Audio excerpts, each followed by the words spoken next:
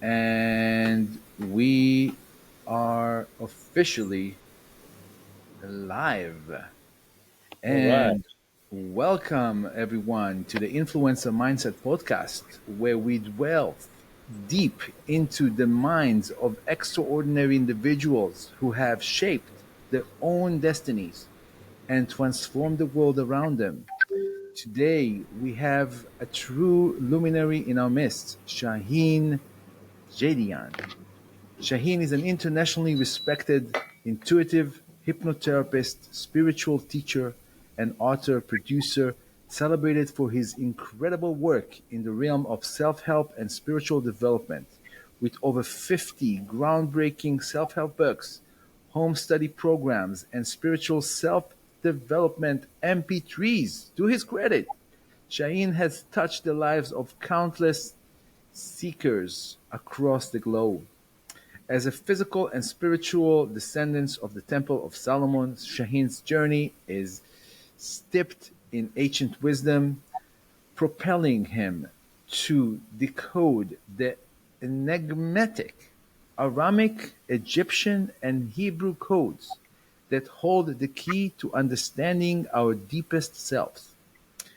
His profound insights can guide us on a path to self discovery, empowerment, and abundance.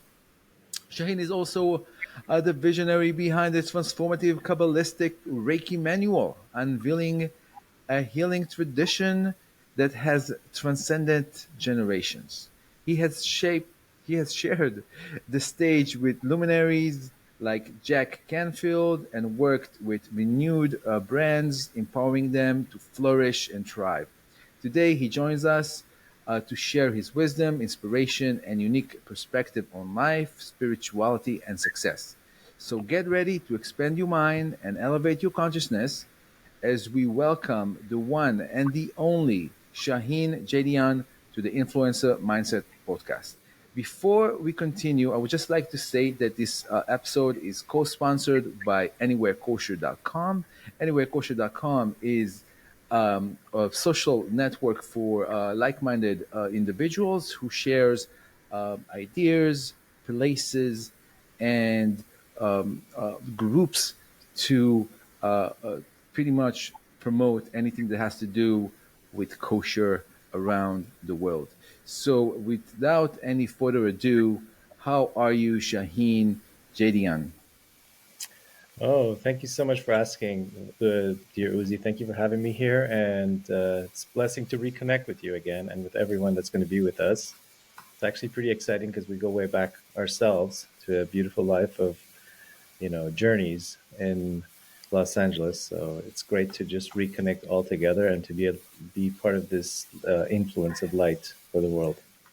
Absolutely, man. I'm just so happy to have you. I just felt that it was time. The way it goes with this podcast is really is, you know, the light is pretty much sending the right guest to bring the right information at the right time to the right individuals, and that's what it's all about. We're really trying to influence the world and make a positive change. So now you have spoken about decoding ancient codes to explore life paths and hindrances. What advice do you have for skeptics who may question the validity of such practices in the modern world? Okay, I know it's a question that's right away kind of, you know, talks about people that are skeptics, but Yeah. let's just get that out of the way first. Okay. Great. So just to clarify the question, your question is that what advice do I have for people that may question whether the ability to be able to help people decode their soul code, their name, their essence, their cosmic code, all of those things, whether that's possible or not. Is that what you're asking? Yeah, because some people are skeptics. They say, "Oh no, ancient code is irrelevant to me." I mean, I live in a modern world. So what do you say to those people? So. First of all, I love skepticism because I think it's, the beautiful arena where we can really connect and really have curiosity and really explore. So that's beautiful. If you have any skepticism, please bring it on, write questions, engage us. Um, write to Uzi, write to the podcast, write to all of us, because this is what's fascinating, to be able to connect and hear your mind. Because every skepticism that's out there is probably an unconscious skepticism within myself that I need to resolve. So that's beautiful. Bring it on. I would love to hear anything, any questions, any connections to it. My premise in general is that we all have this encoding inside us that's waiting to be revealed. And when the more we can discover that code within ourselves of who we are, the soul code, the most like deepest aspect of the genetic code of who we are, the easier life becomes to have a sense of direction and a compass to know where we're heading. So really the intention is the most important thing. The technicalities of how we do it is less important, but the intention is really important, that I want to explore the deepest part of who I am so that I could head towards that space. I could move towards that space of healing, because healing is a release from fear, essentially. So it's also a release from the past. Oh, I see. And in truth, the Are you past there? is over, right? It is true to say the past is all in the mind, right? That if the past is over, it's all in the mind, then unless the past over is in your mind, you'll be stuck on reruns. And in order to get rid of these reruns, we need to explore who I am so I can be in this moment, because this moment creates my next moment. And I'm going to take a deep breath with you as I get into the room, and to just land with you all and to spend this time with you. I feel very lucky to be able to spend this time in this generation with everyone that's with us, because we're so significant. The people in this generation, if we knew how much light we're revealing, how powerful we are, how significant you are, you, the listener right there, sitting here with us, sitting here with me and Uzi right now, just to share this moment, just to be able to rise together. It could be this moment you're listening, you were just sad or depressed, or it could be you're excited to be on, or it could be you came from a very rough day or a rough year, or maybe sad heart, or whatever that is.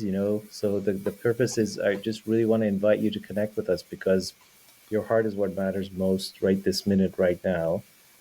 And we all have some sadness, some guilt, shame, hiding, anger, these past elements, resentments, forgiveness stuff that we don't want to give up. We don't want to carry these heavy black bags with us because it just feels like it's giving us something. But sometimes we get to a point where it's really becoming too heavy to carry it. So tonight we just want to kind of find a way to release so we can tap into our ultimate self. Beautiful, beautiful. So, as a spiritual teacher, Shaheen, how do you address the delicate balance between ancient wisdom and the demands of the fast-paced, tech-driven world we live in today? That's an excellent question to actually address, because I actually grew up in a environment. I was born in the Middle East in Iran, and I left Iran when I was 9 years old. So I grew up in the environment where modern wisdom for ancient times was being heavily challenged, because Iran never made it to go past into the modern age after the religionists took over.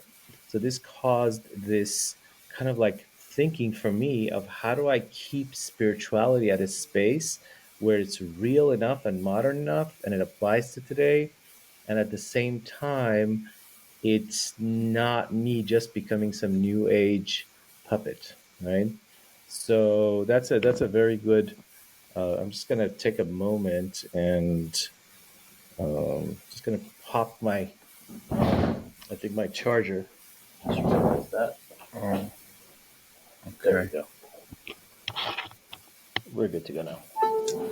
All Yeah, right. so there's some technology right there, right? We just tapped right into it. So, yeah, so it's like, how do I maintain the balance of making sure my computer right now, my laptop is charged while I reach out to you all, right? And that just showed up right there in front of our eyes, right? Because if the battery runs out, I can't speak with you. But if my only focus is technology, then I'm going to lose myself, my soul, and my essence, right? One of the things I always say to my students is that technology is our beautiful, loving servant, right? It really can bring us so much joy, right? This laptop helps me reach out to the world and connect with so many of you, right?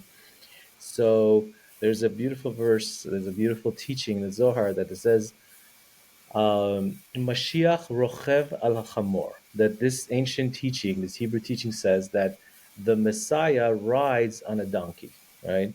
Many people have heard this from different ancient wisdom, Talmud, Zohar, maybe even you just read it in a book of parables.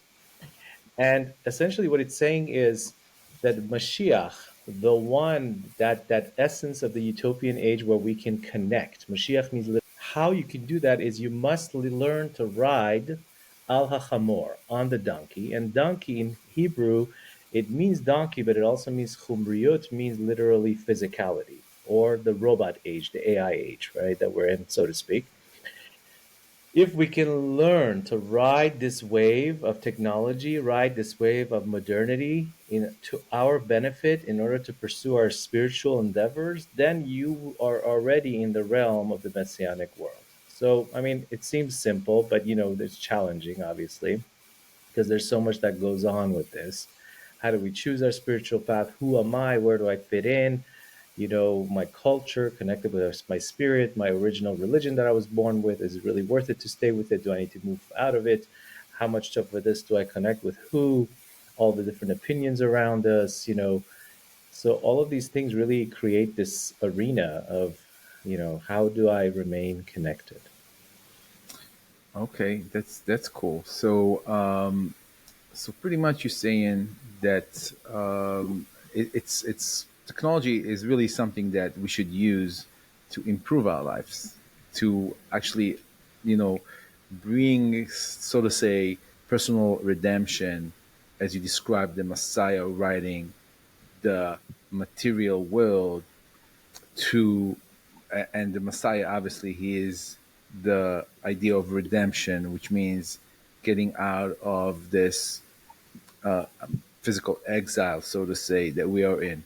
So that's pretty cool concept. So, but I'm trying to really understand more about the concept of a soul code name.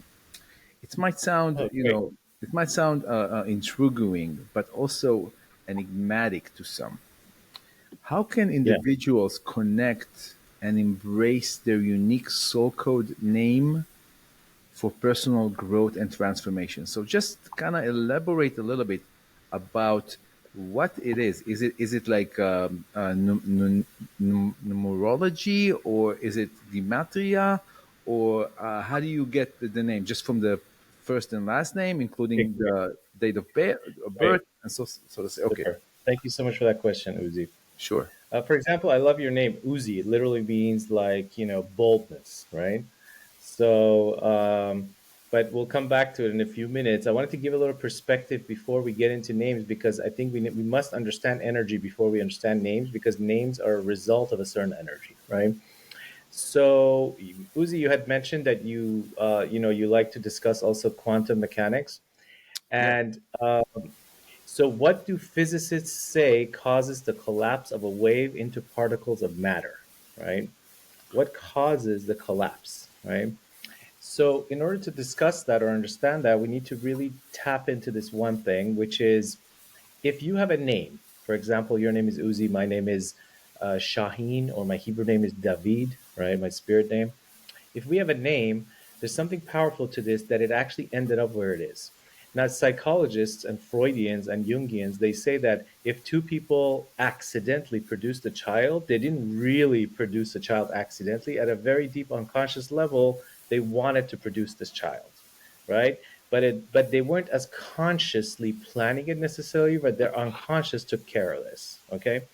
Or, like, for example, if somebody accidentally hurt somebody, even though at a conscious level the person maybe never wanted it, but at an unconscious level there was a relationship to be rectified and to heal there. And so therefore they got each other's attention through this, right?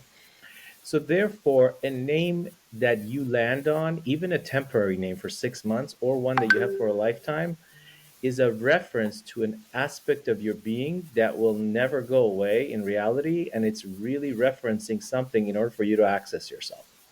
So at a psychological level, even if we don't go at any spiritual level, we can prove to ourselves, at least on a basic premise of some basic psychology, that there is a, if we have any connection with our unconscious behaviors, that there is something we pull towards ourselves.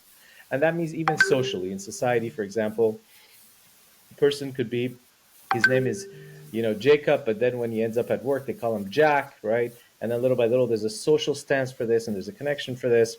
So all of these things, how do they actually develop that the person gets that pull, right? So this is what I deal with. I deal with, okay, at the essence of your name, at the essence of your cosmic birth, your birthday, who you are, your look, your face reading, your palm, your essence, your body language, how you carry yourself, the brand of your being, your soul brand. What I love about this conversation is that me and you have so much in common. You're helping people like brand themselves, find themselves. This is like a very holy thing. It's like a very powerful, you're doing it in a very humble way. But the idea is that, how do we help people find the essence of their being? And the way I do it is, usually, I do this seminar once a year. It's called Conscious Life Expo at the Hilton, where there's about 20,000 people that come, which is amazing, by the way, to have 20,000 people show up to meet all of these teachers, right? That like never happened in the history of mankind, happening in Los Angeles of all cities, right? 20,000 people under one roof for a weekend. Wow. And one of the things that I do is I do this 7 minute soul code discovery through your name meeting, where I sit with each person that comes through the connection for 7 minutes. And in 7 minutes, I help them explore their total life path, essentially. The way I do it is I look at their nonverbals. I allow the intuition to come to me. I take their name and I write it in the most ancient Aramaic, Sanskrit, so to speak, Hebrew writings. I add up the numerical values. I use my intuition of everything that my brain and unconscious scans from throughout all of the Zohar teachings, all of the past teachings, all of the Egyptian teachings, all of these energies that come to me, and every interaction I've ever had with that energy center. And then I help them provide a 3-step, 5-step ladder of life, plus numerical values, life paths, understanding of themselves, and ways to improve, plus a special breath work that you do that connects you to your name through your soul. Okay. And the breath work is directly linked into an ancient tradition of how to use these letters, these powerful letters. And even if you don't have a Hebrew name or a spirit name, however you pronounce your name, the vibration of the way that's been said for so many years impacts who you are and the associations of what you picked up. So sometimes it's a name cleansing. It's just person has been called a certain name, but they actually have hate towards it. Like, for example, this person's name, let's say her name is Janet, and all she heard all her life was her mom saying, Janet, you did this wrong. Janet, pick that up. Janet, do that. Right. So now she has negative associations of her name. Every time she hears her name, it's almost like she's being called by the police. Right. So sometimes we do name clearing, which is like clearing all the associations that's related to your name. All right. It's kind of like, going to your credit score and just like paying back all your debts and just clearing your name to yourself. Right.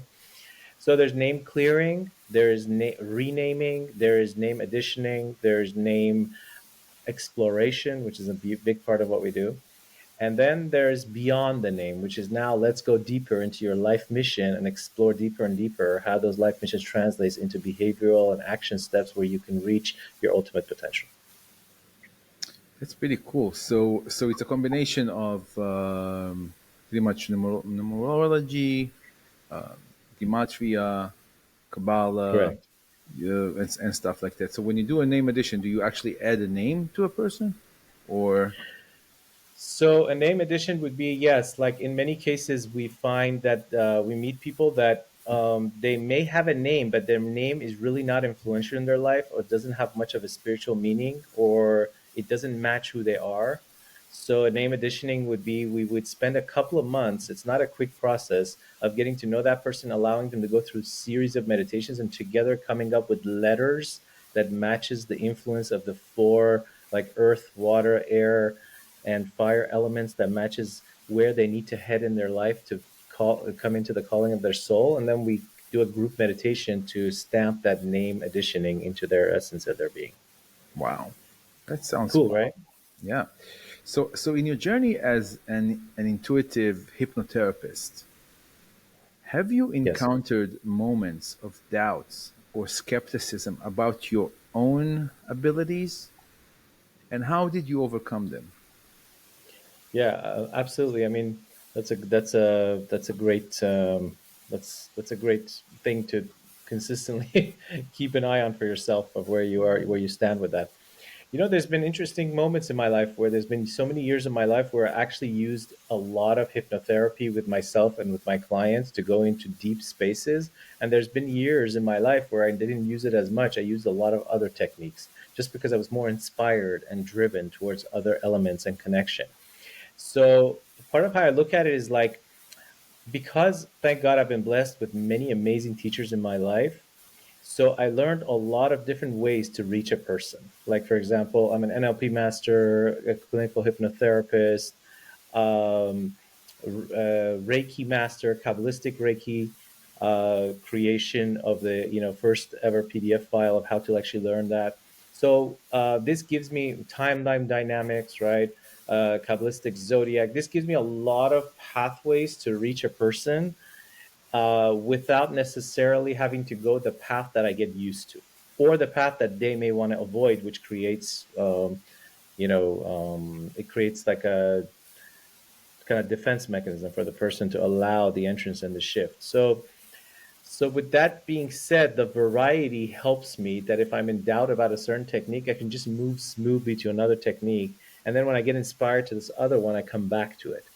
Now, hypnotherapy is really simple because it really deals with your unconscious, essentially the part of you that's driving you, but you may not be so aware of it, right? I discovered hypnotherapy originally myself about 15 years ago.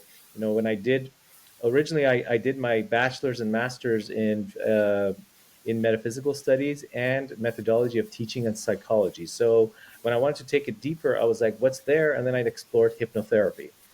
I originally explored hypnotherapy because of stress on my shoulders and pain, literally, because I was running a video production company for some time, and as I was running this video production company, I felt the burden of all of my clients literally sitting right here in my shoulder, to the point that one of my hands couldn't go up for a year anymore. It literally couldn't lift my hand, and I became really, I guess I could say, paralyzed in my shoulder. I went to doctors and tried to. They said this is surgery, which I wanted to avoid.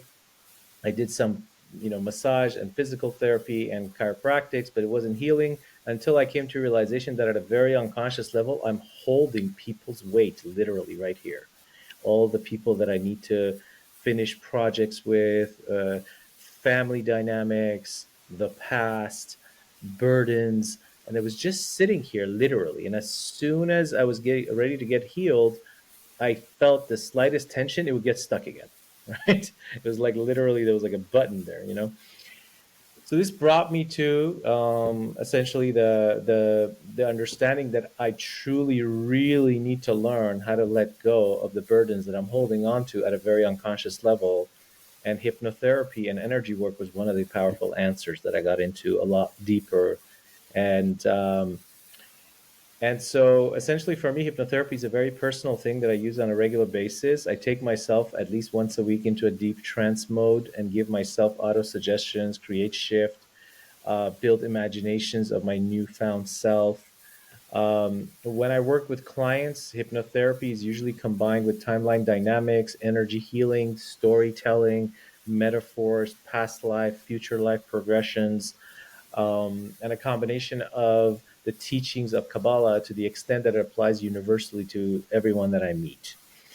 Um, so here's an example of a hypnotherapy metaphor, and I will actually do it with you. If you want to play a little bit of soft background music, that would be great while I get into this. It's like going to be 3 minutes, and this is like an example of letting go of a habit. Okay, so while I would be counting, and the person would probably be just closing their eyes and taking a deep breath, and you're just closing your eyes and taking that deep breath. This is called an induction, where you go deeper into yourself and you're allowing yourself to kind of ease down into a mellow aspect of who you are. Another deep breath and then exhale. And with each inhale, I take in more life. With each exhale, letting go of any stress, unwanted things. And then there's a process where I visualize these 10 steps, where you go down these 10 steps, taking that first step 10, and then 9, going down these wonderful 10 steps into this beautiful forest or space that you love. 6 will just go faster. 5, 4, 3, 2. And when I say 1, you've arrived at this wonderful space. 1 and 0, you've really arrived in this calmer space now. And in this space, you come to clean up a little bit. You come to notice that there are some things in your life that need shift. And as you come to do that, you notice that there's a castle somewhere right there. And you go inside this castle and you pick up your mop and broom and you begin to clean up the windows slightly.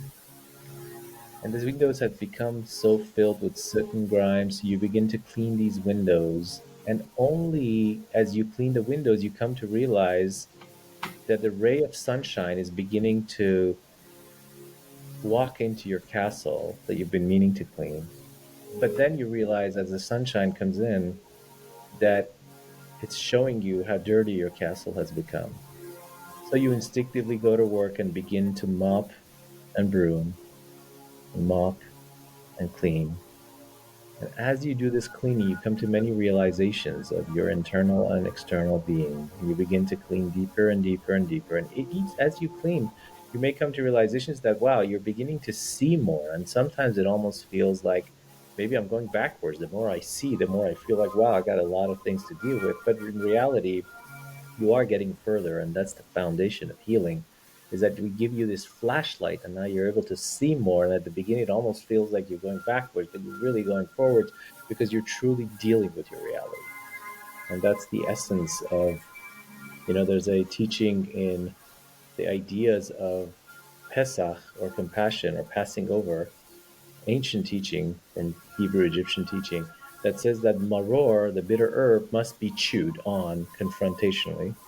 And so this is all about that, just seeing yourself, being with yourself, clearing it, putting an end to it, really facing it once and for all, so you don't have to carry these heavy bag of doubts with you all day long. And so you instinctively begin to clean. And as you clean, you're feeling a little lighter and better because you know at least you're dealing with the essence of things that you need to deal with. Because there's nothing worse than running all day long from things that you don't want to deal with, and they're running after you at the same time, which creates a lot of tension, right? It's kind of like being a debtor all your life. You're always in debt with yourself. You're never living in real time. So I always tell my children three things: live in real time. That means try to just create scenarios where everything is in real time. Don't be in debt with yourself where you always have to catch up with something and finish something. Just be here. Create your lifestyle in a way that you could be here at any moment and be in any spontaneous space. Two, fall in love with life itself and not a person. Because if you can fall in love with life itself, then all the human beings that will show up, whether it's your lovers and connections and the people that you love and your committed relationships, they will fall in love with you because you're in love with life. And if you can remain in love with life, then life loves you, and the people that love you will be in your surroundings, and you will not be afraid of losing anyone because you will be in love with life itself.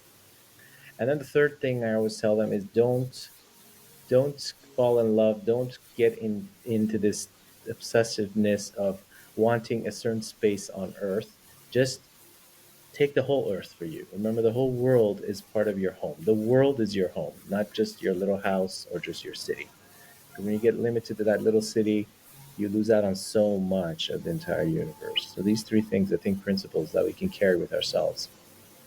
um, Today I was sitting with my daughter, and I was sitting at a guest's house, and I asked my daughter, "Do you know what herbal Bach flower remedy we take for Aquarius?" Because she's Aquarius. So right away she goes, "Yeah." She gives me the name, right? And then I said, "What's this specific herb for when it comes to emotional healing?" And then she gives me the name. And then I was like, wow, she picked up more stuff from the stuff that I'm teaching than even what I could remember myself, because to her it became second nature. She was born into this, right? And I was like, wow, this is so interesting. I think about this before I say it because I have to remember it in my memory. Of course, I know it, but I have to think about it. for her it's just like a quick thing. She just knows it, right? She doesn't have to do anything about it. Of course, maybe she needs to internalize it. So I was wondering, like, what would happen to us if we spend, a focused time on our healing? After like 6 months or a year or 2 years, there'll be a part of your unconscious that'll just going to internalize this so much that you don't think twice about it. You just become part of that neural pathway in your brain, right? You Amazing. talked about, yeah, beautiful, yes. You talked Amazing. about quantum physicists. And there's Albert Einstein. He said that I'd like to think the moon is there even if I'm not looking at it, right? And that's a strange thing he's saying.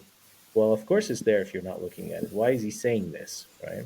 He says, I'd like to think the moon is there even if I'm not looking at it. That means he's saying that the moon is not there when you're not looking at it, essentially, right? Mm. So this is kind of strange to accept, but the quantum physicists are saying, and so does the Kabbalah, that the moon only exists when you look at it. That means you actually give, through the laser of your eyes, life and presence to the things you create in front of you through the visuals. It's like pretty profound if you think about it. That's pretty cool, man. Let's try to really focus on the actual question and see if we can like really get the answer more precise to the question. The question that I have for you now is about spiritual traditions, because your work draws from diverse spiritual traditions. Obviously, there is Kabbalah, there is Judaism, there is hypnotherapy, there is some Eastern meditations and practices and stuff like that. How can our listeners here at the Influencer Mindset podcast navigate their way through this rich tapestry of wisdom to find the spiritual practices that resonate most with them? Do you understand the question? Yeah, because of because course. most of our listeners, I mean, we have a lot of Jewish listeners, but most and the majority of our listeners and followers are not Jewish, or connected to any type of religion or something like that. So we really want to try to speak to them in a way that includes everyone, every human being on this planet. Absolutely. So let me just repeat the last part of the question. So how can they navigate their own way through this rich a tapestry of wisdom to find the spiritual practices that resonate most with them? Yes. Great. Thank you so much, Uzi, for asking that. So, my first premise, at least, is through the meditations that I do, is that you've got to follow your heart, right? And I did this talk when I was on stage with Jack Canfield, where, how everybody talks about you should follow your heart, and then there's some people that say you should build your mindset, right? And it just really doesn't work, because if you follow your mind, then you might not go after your heart. And if you follow your heart, if your heart is just after temptations and you haven't really built your heart, you're just going to go after the wrong things. So in reality, to find your spiritual path, you kind of have to develop more of your relationship with your own heart, with your own feelings, with your own who you are, and then develop a mindset of the direction and integrate these two in order to go towards that path. But how do we do it, right? Sometimes it can be very difficult. How do we do this thing? And how do we find ourselves within our tradition, our religion, our space, wherever we are? Because at least what I teach is universal for everyone, right? It could be I might use certain words and terminologies that are ancient wisdom from modern times, but essentially everything I say is here to resonate with every person in this world, every human being, regardless of race and religion and color, right? So how do we really, really, really, really, really, really find this? I think the first step is acceptance, allowance. Like the person that's here on this podcast and is listening to us right now, this moment, they have a No. real choice going on inside them of whether they will allow some of these teachings to be part of their life, or whether it actually matches who they are, right? And if it matches who they are, if they can take it to the next step, if they can make this something that can become a part of their life, and if they can connect with this and make action steps and put it to use. So now, please go ahead and ask more questions, because I think what you were asking will help me clarify and go to the next step. Your guidance is very appreciated. Okay, sounds good. So look, many people struggle today with information overload, and it's really it brings a lot of anxiety. You know, when you get too much Yeah, information. I mean, there is channels like Gaia. You know, you heard about that channel, which I of course. personally love it. I think it's amazing. But it's a lot of information, and then you have podcasts after podcast after podcast. So how can ancient wisdom and your specific teachings, Shaheen, help Hmm. individuals find clarity and peace amidst the chaos that's going on? Yeah, that's good. And we really have, I mean, compared to like 50 years ago, we have so many paths of spirituality that people can use, right? So it's actually, you're right. It's like it could be very overwhelming to, even now that you're like, okay, I'm gonna choose a path, right? It could be very overwhelming to be like, well, what do I choose? What path do I go? How do I do this? So um, I think that everyone should be open to try as many things as they want, right? Because if you don't try, you won't know, right?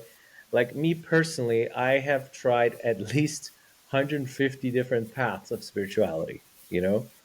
Every few months I tried something. I've been to 12-step programs. I've been to, like I said, NLP, neuro linguistic repattern, this hypnotherapy.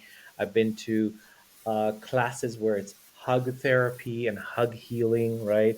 I've been through exploring your divine masculine and divine feminine selves. I've been through Tibetan wisdom, Reiki, Kabbalah, Shabbat connection, um, Sufism, my culture coming from Iran, having all these poetic stuff from Sadi, Hafiz, Rumi, right? Traveling through Istanbul. I actually recently just bought a house there also, just to be able to go to the east and go to Israel and move around, and through like Los Angeles and Florida, and have these different spaces. So for me, I'm very open to, let's explore and let's get to know each other and let's get to connect.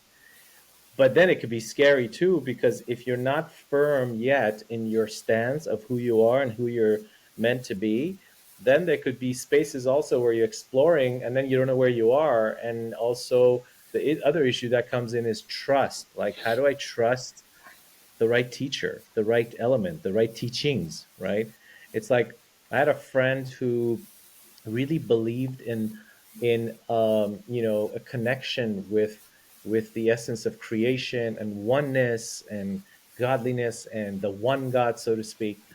And then he was doing a lot of yoga and he was having a great time. He was actually exploring and growing. And then when he got to his final stage with one of his teachers, and this is one particular teacher, when he got to these final stages, he ended up having to go to this other country and travel. And then he realized that the next step is they're going to be literally worshiping idols. So they literally put these idols in front of them, and they had to water them and worship them and bow down to them. So he was confused now, because on one hand he learned all these skills, but this worshiping idol thing went against everything that he had inside himself because of what he learned when he grew up, right, from monotheism. So we live in a complicated world when it comes to spirituality, because there's a lot of teachers that will teach a lot of elements that look very fancy and modern and new age and beautiful, but then you don't know where it's heading towards the end, the roots of it, right? And Right. this is one of the things that I like to address early on, that I personally, at least, I look at all the teachings, everything I learn from everywhere, including hypnotherapy. I try to find its roots and its essence at the deepest level in the ancient teachings, especially in the Zohar. If I don't find its roots there, I don't mind if it's completely amazing and new. And as long as I could find its roots somewhere where it's based on a fundamental of reality, right? Then I use those techniques. Because if I just go free flow and try to adapt everything that around me, it becomes kind of scary. It becomes kind of like it's like you're in this sea of ocean, and then there's a shark coming, and then a whale comes, and then this algae comes from under, and you could grow a lot, but you can also be very unstable. So I do believe that we need to eventually we need to find a path and follow through to completion, because there could be many great paths, but if you try to do all of them, you'll be a jack of all trades and master of none, and you won't complete your correction in this world, really. So it's always good to pay attention to, how can I go all the way with whatever it is? How can I be fully immersed? At least experience this for this year fully, and then jump around, right? And then maybe if it's not, then jump around to something else. Right. I mean, there is many different teachings and many different cultures and ways to teach, but there is really one fundamental truth that applies to each and every living being. And I think it's more has to do with the idea that we are a created beings, and there is a godly part inside of us. And the more we are stressed, the more we are uh, Hmm. uh, physical, it's hard for us to feel it. So we first need to kind of work on ourselves and to be less physical so we can connect to that amazing spiritual spark that we have inside of us. And I think that has to do with every human being, with everything. Everything. It's Yeah, all pretty to be less much, physical, right? yeah. So So let's we go. make room for the spirit, you're saying. Yes, exactly. Make a vessel, because as long as you are constantly busy with, physical things and that person and that thing and that place and whatever, everything that's physical, you are missing out on your own spirituality and your own godly spark that's within you. But if Mhm. you are able to, through meditation, through prayer, through whatever that works for you. It's just that you need to, each one with their culture, each one with their level, to really able to. I wouldn't say disconnect, because it's like disconnect in order Mhm. to connect. You just disconnect the physical reality Right, to right. connect to something amazing, because the physical reality that we see, which I love to call the world of separation, is obviously an illusion. It's not real. And the problem with a lot of people, that they are hanging on to that illusion, and they're trying to fight, you know, physicality with physicality, and that never works. It just takes Never work. time, and just, you know, we have to change the physicality through spirituality, which means we have to Mm. connect to something higher than the That's illusion great. that we are Yeah, that's constantly beautiful the way seeing. you said it. Thank you. For So sure. you just reminded me of something. I just shared a video with one of my seminars.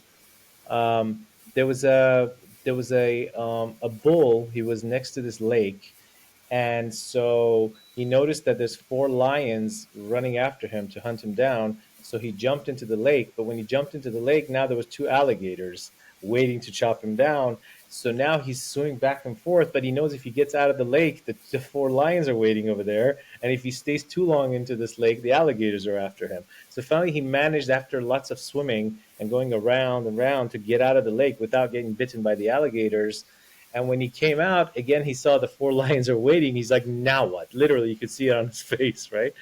And and then I left an audio voice for my VIP seminar group. That so, what is this lonely bull supposed to do? Even though he's a bull and he has all this power, but he can't defend himself because he has four lions there and five alligators here, and he's going to run out of energy, right? What would be the answer? What's the one thing that if he had, that would have gotten him out of all this trouble? And that one thing would have been a friend, right? Hmm. Like a good friend, a buddy, or someone, or two, three of them together, togetherness, right? Because we really can't do it alone, because since we're all sparks of one entity, let's call it Adam and Eve or whatever you want to call it, we can't do it alone. So if we can't do it alone, then it becomes a serious problem if we try to go at it alone. And this is one of the reasons I love collaborations of this type, is because it opens us up. It lets us see that, there is a togetherness. Somebody can call and say, today I feel down, and the other person gives them that love and acceptance. It could change their world. There's a um, there's a famous wrestling that goes on with Jacob and the angel of death, so to speak, or the angel that wrestles him till morning in his dreams. And and then the Hebrew words say something beautiful. It says, "Haita Yaakov levado vayivater ish imo ad halot hashachar." That Jacob was alone, and this negative entity, or whatever challenging entity, started to wrestle with him all the way till morning, until the light came out. And as soon as the light came out, there was no more wrestling.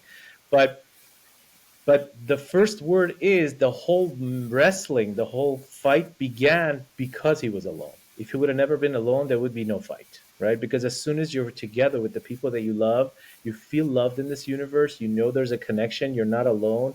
There's a creator and there's a creation, and the people are all creatures that you love, and you could trust, and you can be vulnerable, and you can connect, and you can give hugs, and you could be loving, and you can have intimacy. All of a sudden, a lot of your fears disappear. This ego of wanting to be all to myself, I'm going to do it all by myself, which is a serious American problem we have. Because I could tell you this is true, because I've been traveling the East and all around the world, through like Thailand, Russia, Turkey, Israel, Gorgistan, and then in the United States, like Florida, California, Maryland, New York, right? And I'm noticing that there's an independence that we're seeking that is causing us to actually, like, literally become sick and unconnected, right? And so it's a great thing to just realize that we can't do it alone, even though independence is beautiful. But to we need to invite other people into our hearts and find a way, and then our loneliness dissipates. So, there's That's a reason that we can get a lot more listeners right now listening to us, than if I were to talk alone, because two hearts come together, it becomes more powerful, right? yes, Even yes, absolutely. statistically, right? So it's part a statistic. And that brings me to the final question of this podcast, which is about your extraordinary journey, Shane. I've known you for quite some time. I think probably more Hmm. than 10 years. You've been Yes, more. probably More like more. 15. You've always been an amazing friend, and always Thank positive you. vibration. I felt that even before you were. I still remember when you were just in your production company, and it was beautiful to see how you developed into the spiritual teacher and leader in your Mm. field, which is an amazing thing. And it's really been an extraordinary journey. If you could give one piece of advice to our listeners to ignite their inner power and unleash their full potential, what would it be? Ignite your inner power, unleash your potential. I would say that embrace vulnerability. Allow allow yourself to be scared, allow yourself to feel your feelings all the way to completion.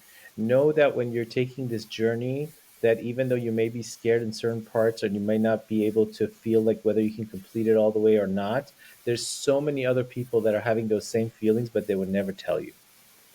And so, if you can imagine that whatever you're feeling, somebody else next to you is feeling, but they're also not telling you necessarily, it becomes less scary, and you become more courageous, and you do more wild, spontaneous things to break through to come to the aspect of your inner essence, to explore yourself, to really break through yourself, to split your own Red Sea, to really, have that amazing journey that you want to have. Because the more you hide away from your true essence, the more you're scared to express who you are. I mean, look, this is a podcast, so obviously we're here to express, right? So we might as well talk about it. The more you hide, right, the more you will hide from yourself and nobody else, and then you shrink. The more you expand, you come out, you take risks to be seen or even be embarrassed. The more you explore, the more you get out there, right? Both of us, as we're talking, I think we've both gone through the past 15, 20 years through a lot of exposures, like we're sitting here doing. I'm sure, like when you started this podcast, the first moment there was like thoughts where you had to break through something, be seen more at a different level. Yeah. Even though you've done so many amazing films and movies, each step probably was another breakthrough. And for me too, each time I come on these podcasts and connections and world meetings and all these things, each time it's new, each time it's unique, each time there's a moment where I'm like, can I really be a shining star? Like there's still that question, there still comes, and so it's like, what am I going to talk about? Well, I'm sure it'll come out, but let's see. What if, like, I want to make sure I touch people at the level of what they want to hear, all these thoughts, right? So I remember there was a time about 14 years ago. The producers of Glee, Spider-Man, Hugo, they had this, whenever those movies were coming out, they had this meeting where there was like 2,000 high schoolers that they were going to speak to, and there was one speaker that was supposed to be there, and it got canceled. So they invited me to speak. So I was just there by I guess default of the cancellation.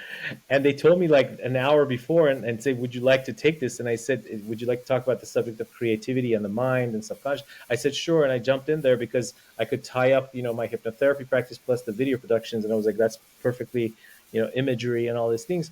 So I jumped up and I did this talk. And right before I jumped up in front of 2,000 people, it was my first time actually in front of 2,000 people. Right before I did it, I was frozen. Like I called one of my good friends and I said, listen, I think I'm just completely frozen. I have no idea what happened to me. He's like, well, that's because you're in your ego right now. It's because you think that everybody's looking at you. But if you just fix your intent of what you want to bring out to the people and get out of yourself, everything's just going to flow. Right. And I was like, I couldn't believe the words he said could actually work. Right. Because right before it, I was so stuck. And I started to focus on the intent. I was like, my intent is to help people with more creativity, to break through, to be vulnerable in front of people, and let's make this happen. So I go up on this stage. This was literally my first stage in front of 2,000 people, my first talk. I go up on the stage and I decide I'm going to pick like three people, like one on the left, one in the middle, one on the right, and just speak to those as I turn. Because if I look at all the eyes, I'm going to go like this. Right? So I look at the one person on the left and I focus and I speak about my sentences, what I'm saying. I look at the one person in the middle and I focus, but the crowd thinks I'm talking to all of them, but I can't because I'm scared, right? So I'm just looking at 1, 2, 3, and I keep turning every once in a while, right? So, anyways, this thing started to roll, and I opened up, and I became more vulnerable to myself, and I began to see the intent and the resonation of the people and the connection. And before I knew it, I was dissolving, and I was becoming one with the room. And I was becoming one with the room, and I experienced a level of strange prophecy that day. It's like I felt like there is no me anymore, and I became one with the room, and it was really interesting. I never felt that way. Like, that, 15 years ago, I never could even imagine feeling that way, becoming one with the room, like where I didn't exist. And I had just become this spirit that's one with the whole room. And I thought it's just a temporary experience that's just nice. But ever since that day, I changed as a person, right? By default of the fact that so many people needed to hear this. So here's something really cool I want to share with you. You actually don't have to be so incredible to do great things, because I know I wasn't so incredible when I did this.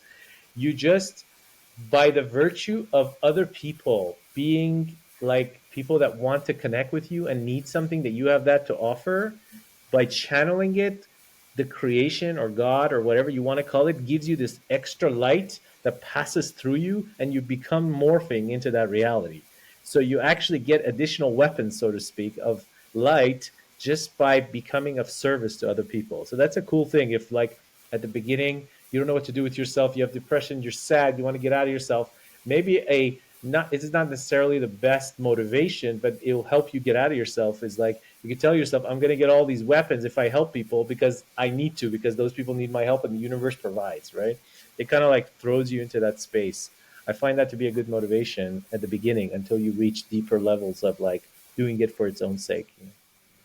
That's amazing. Also, I think it has to do with the idea that, you know, when we start to focus less on the physical world, which is the world of illusion and separation, and we are Oh, focusing more on the world, that is the real world, so to say, just like in the Matrix, the real world, which is the world of connection where we are all one. And this is also bring us back to how science kind of discovered, what, the Torah have known for thousands of years, that there is one quantum field, that pretty much we are all one and connected. And the more we focus on that, the less we focus on the physical world, then we become a consciousness. We become Mm, just a consciousness that can observe, and just like what you experience on that stage, that you become one, and you didn't feel your body. This is kind of like that experience, that the consciousness yeah, becomes one with everyone. And this is something that we can experience now, if we have, if we are able to, um, kind of understand those concepts and practice and work on ourselves to grow into that ability, that meditative state where we are one and connected with everyone on this planet. What can I say, Shaheen? This was such an incredible conversation, so much for having me. and it's such a pleasure. I feel honored having you, brother, and I'm really looking forward to see what's next. Um, Can I offer our listeners a gift? yeah, absolutely. Yeah. Please. Okay. So here's a gift I'm going to give our listeners. I have a very powerful CD I created 10 years ago. It's an MP3. It's about 45 minutes. It's called Recreate Your Destiny. It has a lot of deep imagery in there to help you come to that space where you get to know yourself. It takes you into your unconscious, brings up some of the held back, black bags inside you, helps you release it, helps you find more of your purpose, helps you come up with like better dreams, and then you wake up and write them down. So I usually sell this on my website for $100, but I would like to gift this to whoever messages us as a gift. I will go ahead and send it to them.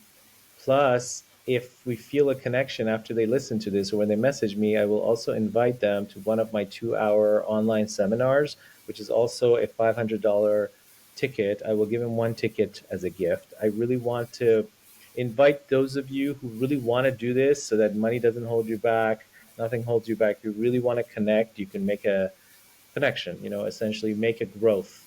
And this could be a gift from me and a gift to yourself. To get the gift, you can either message us right here, on the thread right here, or an easier way would be you could just send a text to 786-540-9820. Again, 786-540-9820. Just send a text, say, hey, I saw Uzi's program together with you. I want that free gift, Recreate Your Destiny. And I'll go ahead and send you the link. No questions asked. You just enjoy it and download it right into your reality and keep it forever and listen to it as many times as you want. So that's my gift for everyone. Fantastic. Thank you so much for joining us. Also, we're going to add your link at the bottom of the Yes, and I will video. add the link so you can. So yeah, so you can text me through WhatsApp your link, and I will add it to the bottom of the video when we upload it to YouTube, Great. so people can connect with you as well. I mean the replay. Uh, You're saying yeah, the replay.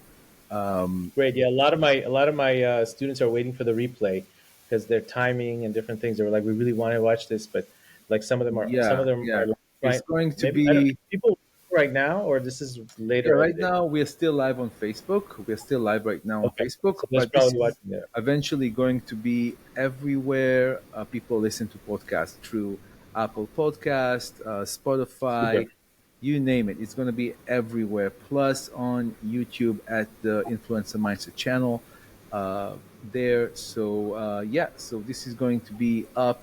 So for people can want to connect Awesome. and watch it later, and Yes. also connect with you. So again, thank you so much, Shaheen, and really Thanks wishing for having you. me. This was amazing that you had me. Thank you.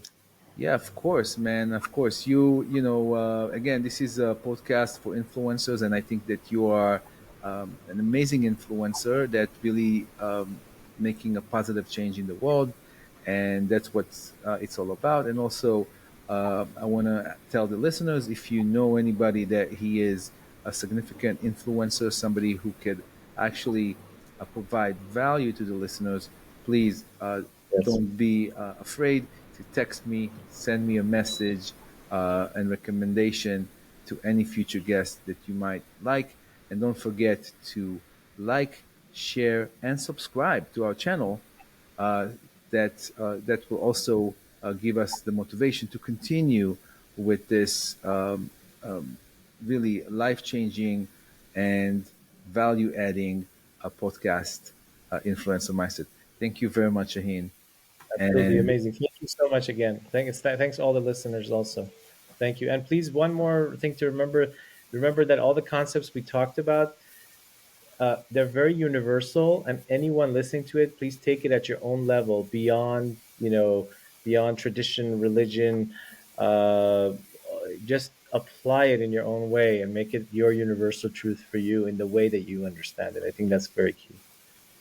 fantastic. Take care, my friend. All right. God bless. Take care. Goodbye, everyone. We'll see you at the next Bye. podcast.